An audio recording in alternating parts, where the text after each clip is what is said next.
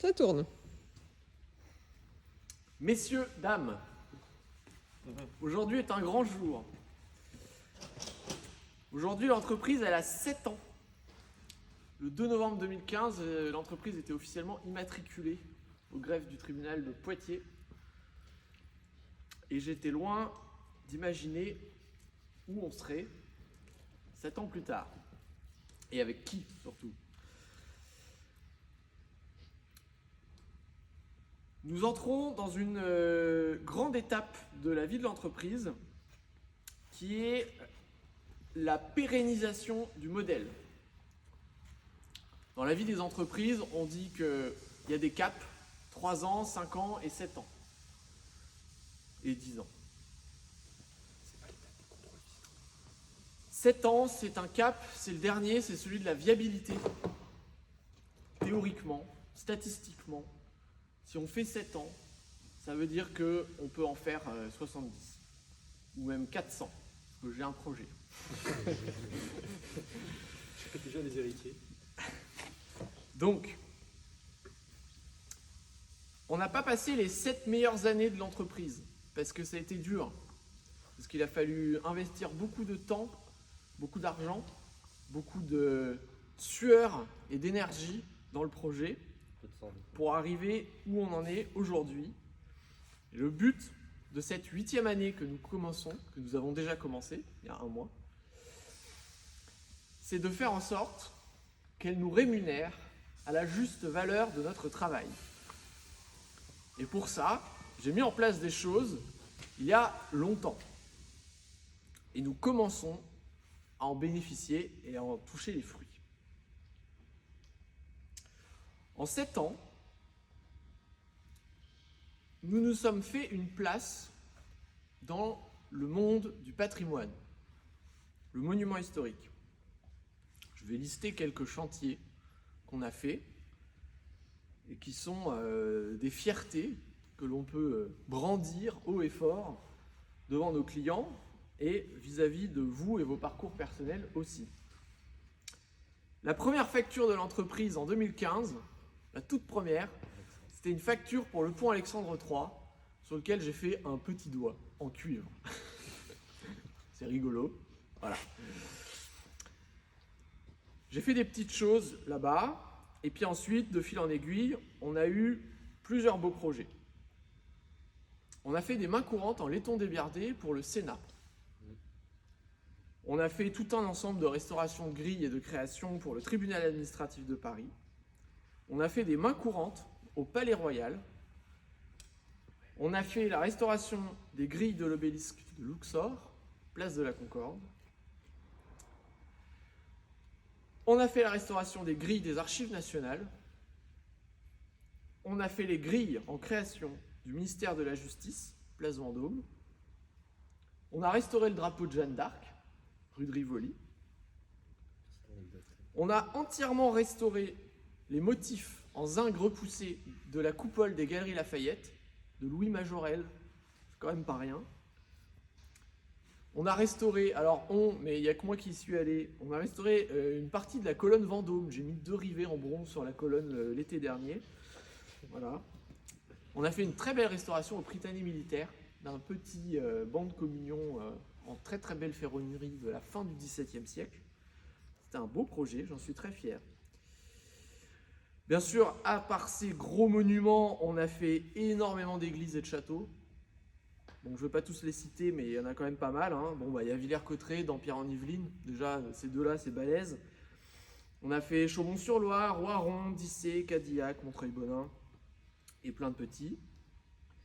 Et surtout, on a commencé à travailler sur le luxe et le haut de gamme. Et ça, c'est une partie de notre futur, l'autre moitié de notre futur. On a fait les ferronneries de l'Alexandra Palace à Mazières-en-Gâtine. On a fait des bronzes pour le magasin Italie à Paris. On a fait des très belles portes de douche en laiton au château de Trollon-Mondo à Saint-Émilion. C'est un gros projet, ça. On a fait l'intégralité des ferronneries et des bronzes du restaurant La Grande Boucherie à New York, plus grand restaurant français de Manhattan. On a fait des petites choses en bronze pour un appartement à New York aussi, au 732 Park Avenue. Et on vient de finir un très beau bar en cuivre pour AC Hotel à Strasbourg, qui rentre, je pense, sans trop forcer dans le domaine du haut de gamme. Et le projet, c'est de développer ça. L'entreprise, dans l'avenir, c'est deux grands volets de la même fenêtre sur le futur. Un volet patrimoine, sur lequel on est déjà bien établi, et pour lequel on va continuer de travailler à faire en sorte de devenir une référence dans le secteur. On pourra développer cette notion de référence dans le secteur à plusieurs choses. Évidemment, il y a le savoir-faire, mais on pourra aussi participer à des recherches, avoir des partenariats avec des universités, des choses comme ça.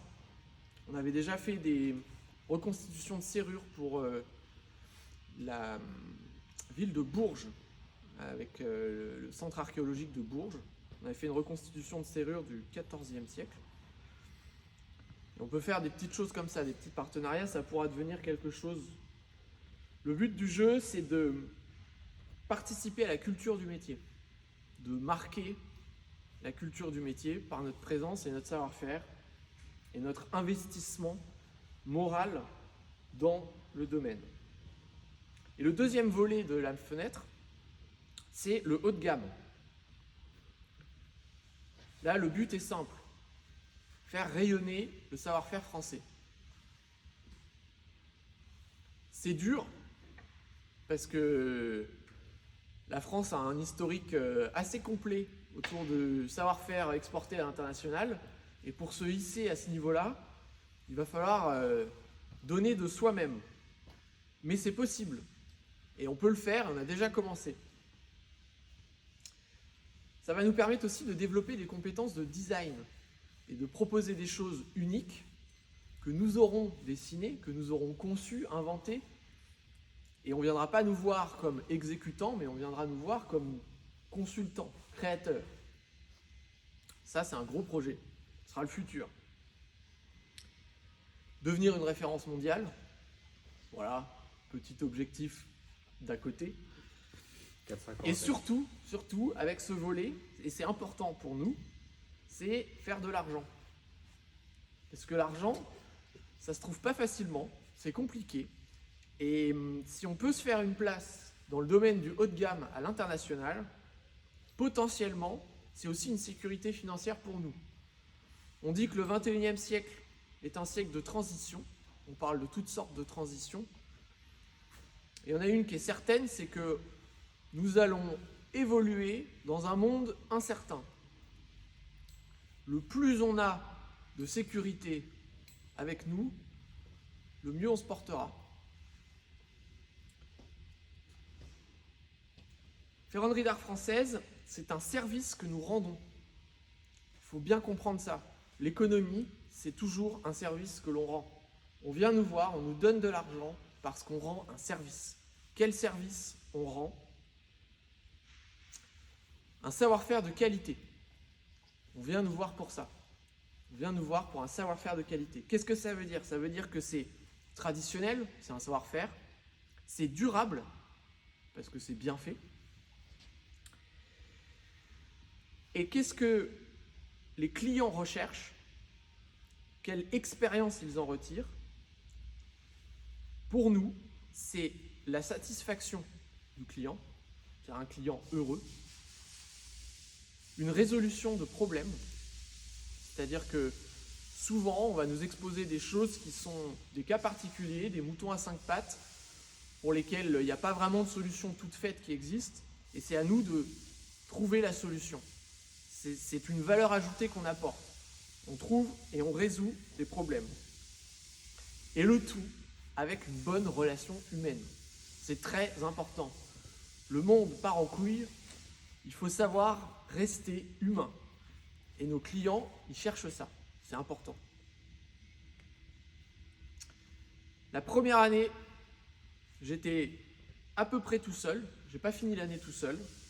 Axel, Aurélien et Rémi m'ont rejoint en cours d'année.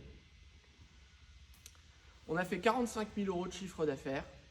nous venons de clôturer la 7e année de l'entreprise à un peu plus de 700 000 euros de chiffre d'affaires.